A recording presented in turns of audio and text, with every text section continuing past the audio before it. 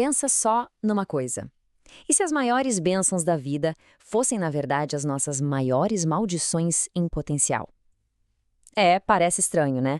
Mas é exatamente essa ideia que a gente vai desvendar hoje. Vamos mergulhar no argumento de um pastor brasileiro sobre duas forças que, segundo ele, têm o poder de construir ou de destruir tudo ao nosso redor. Então, a gente chega no centro da questão, que é um paradoxo que mexe com todo mundo. Pensa bem, como é que algo que a gente recebe como um presente, sabe? Uma coisa essencial para a nossa vida, para a nossa felicidade, como é que isso pode virar a nossa própria ruína? E a tese do pastor, olha, é bem ousada.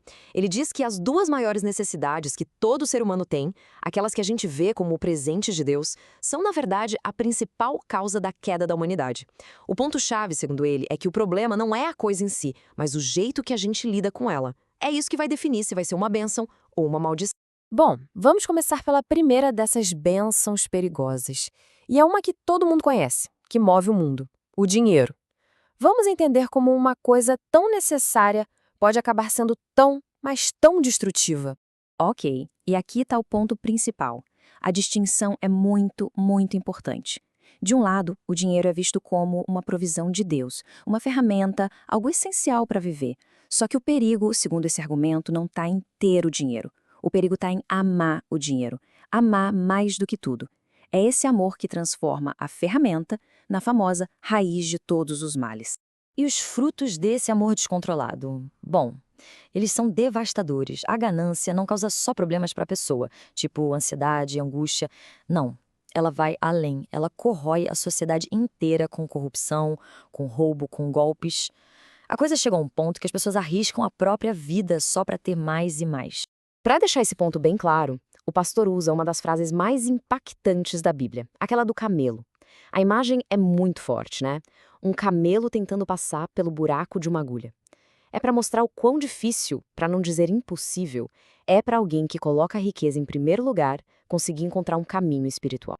Ok, se o dinheiro já é um perigo, se prepara, porque a segunda bênção é apresentada como uma força ainda mais poderosa e, por consequência, potencialmente ainda mais destrutiva. A gente está falando do sexo. E nesse ponto, o contraste é absoluto. Não tem área cinzenta aqui. Dentro do casamento, é apresentado como um presente sagrado para a procriação, para a união do casal. Agora, fora do casamento, é visto como um pecado grave, algo que destrói a pessoa e a família inteira. Nessa visão, não existe meio termo. E aqui a definição que o pastor usa é bem rigorosa e pode até soar chocante para muita gente. Ele argumenta que, do ponto de vista teológico dele, qualquer relação sexual fora do casamento, e isso inclui entre namorados, viu, é considerada uma forma de prostituição e fornicação. Certo, e é exatamente aqui que as duas coisas se conectam. O argumento do pastor é que dinheiro e sexo juntos formam uma combinação explosiva. E essa combinação estaria por trás dos maiores escândalos e das maiores quedas de poder que a gente já viu na história. E a afirmação aqui é bem direta, categórica mesmo. Não se trata de um errinho aqui, outro ali. Segundo esse pastor, se a gente for investigar a fundo, o dinheiro ou o sexo são quase sempre o motor que leva à ruína das figuras mais poderosas que existem. Isso desde imperadores da antiguidade até os líderes religiosos de hoje em dia. E ele vai ainda mais longe. Citando um estudo que ele leu, o pastor aponta diretamente para 3 profissões que seriam o epicentro desses escândalos todos. E a lista é polêmica: políticos, policiais e pastores.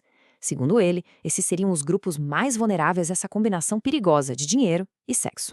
Então, depois de analisar todos esses perigos, todos esses escândalos, o argumento chega no seu ponto final: um grande alerta. Um aviso sobre a necessidade de ter muita sabedoria e vigilância. E a conclusão é realmente forte. A ideia é que essas bênçãos, o dinheiro e o sexo, quando não são administradas com sabedoria, têm o poder de destruir não só uma família, mas uma nação inteira. É aquela história: o poder que constrói é do mesmo tamanho do poder que destrói. No fim das contas, tudo depende de como a gente lida com essas duas forças. E é com isso que a gente termina. Esse argumento todo nos deixa com uma pergunta para pensar, né? Além de dinheiro e sexo, que outras coisas boas na vida têm esse potencial de se tornarem destrutivas? O que mais, se for amado do jeito errado, tem o poder de nos levar para a ruína?